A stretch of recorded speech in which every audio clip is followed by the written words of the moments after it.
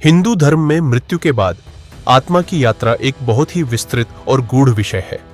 इस प्रक्रिया को समझने के लिए हमें मृत्यु का क्षण, आत्मा, कर्म, यमलोक, पुनर्जन्म और मोक्ष के सिद्धांतों को जानना जरूरी है। जब किसी व्यक्ति की मृत्यु होती है तब उसका शरीर पंच तत्व पृथ्वी, जल, अग्नि, वायु, आकाश में विलीन हो जाता है, लेकिन आत्मा शरीर से बाहर निकल जाती है। इस समय आत्मा भ्रमित और असहाय होती है। उसे अपने शरीर के मोह से अलग होना कठिन होता है। आत्मा एक सूक्ष्म शरीर में रहती है जिसमें उसके कर्म, इच्छाएं और मन आदि संचित होते हैं। यह आत्मा कुछ समय तक मृत्यु स्थल या अपने प्रियजनों के पास मंडराती है, खासकर यदि उसे अचानक मृत्यु मिली हो या अधूरी इच्छाएं हो। फिर आत्मा को यमदूत ले जाते हैं और यमलोक पहुंचाते हैं। चित्रगुप्त आत्मा के अच्छे बुरे कर्मों का लेखा जोखा प्रस्तुत करते हैं। यमराज निर्णय करते हैं कि आत्मा को स्वर्ग, नरक या पुनर्जन्म में कहां भेजा जाए। यदि आत्मा ने धार्मिक और पुण्य कर्म किए होते हैं तो उसे स्वर्ग में देवताओं के साथ कुछ समय बिताने का अवसर मिलता है। यदि आत्मा ने पाप कर्म किए हैं तो उसे नरक में कष्ट भोगने पड़ते हैं। यह सब स्थायी नहीं होता। यह केवल कर्मों के अनुसार फल भोग की अवधि होती है। स्वर्ग या नरक की अवधि पूरी होने के बाद आत्मा को फिर से धरती पर जन्म मिलता है। जन्म किस योनि, मनुष्य, पशु, पक्षी, कीट आदि में होगा, यह पिछले जन्मों के कर्म तय करते हैं।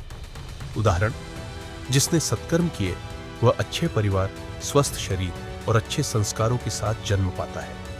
जिसने पाप किए उसका जन्म दुखद परिस्थितियों में होता है। आत्मा का अंतिम लक्ष्य है मोक्ष, जन्म और मृत्यु के चक्र से मुक्ति। यह तब संभव होता है जब आत्मा आत्मज्ञान, भक्ति, सेवा और योग द्वारा अपने परम स्वरूप को पहचान लेती है। मोक्ष प्राप्त आत्मा फिर कभी जन्म नहीं लेती और परमात्मा ब्रह्म में लीन हो जाती है।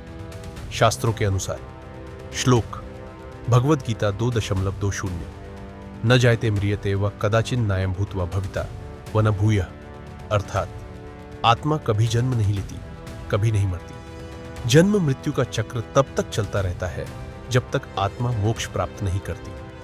अंत्येष्टि संस्कार आत्मा की यात्रा को सरल और शांत करने के लिए किए जाते हैं। श्राद्ध और पिंडदान से पितरों को शांति मिलती है और उनका मोक्ष संभव होता है। गरुड़ पुराण और भागवत पुराण में आत्मा की यात्रा का विस्तृत वर्णन मिलता है। तो आइए अब हिंदू धर्म के अनुसार मृत्यु के बाद आत्मा की 17 दिनों की यात्रा को एक कहानी के रूप में समझते हैं। यह यात्रा गरुड़ पुराण और अन्य धर्म ग्रंथों के आधार पर बताई जाती है। दिन 1, जब एक वृद्ध व्यक्ति की मृत्यु होती है, उनके परिजन रोते हैं, लेकिन उनकी आत्मा ऊपर उठकर खुद को शरीर से अलग होते देखती है। वो हैरान होती है कि लोग उसे देख क्यों नहीं पा रहे।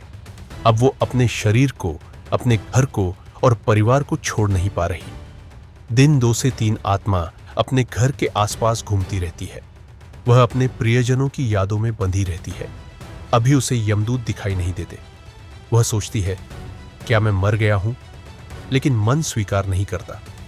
दिन 4 से 10, अब आत्मा को 2 यमदूत दिखते हैं, गंभीर काले वस्त्रों में।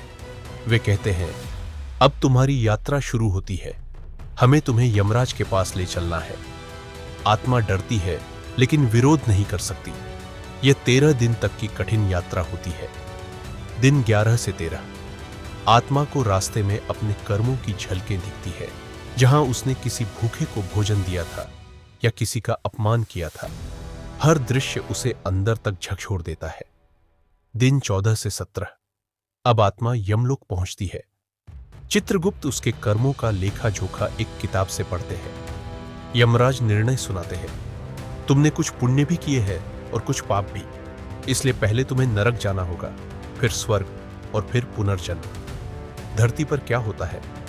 13वें दिन परिवार वाले 13वीं या 13हवन करते हैं ताकि आत्मा को शांति मिले। 17वें दिन कहा जाता है कि आत्मा पृथ्वी को छोड़कर अपनी यात्रा पूरी करती है, इसलिए कुछ स्थानों पर 17वें दिन भी विशेष पूजा होती है।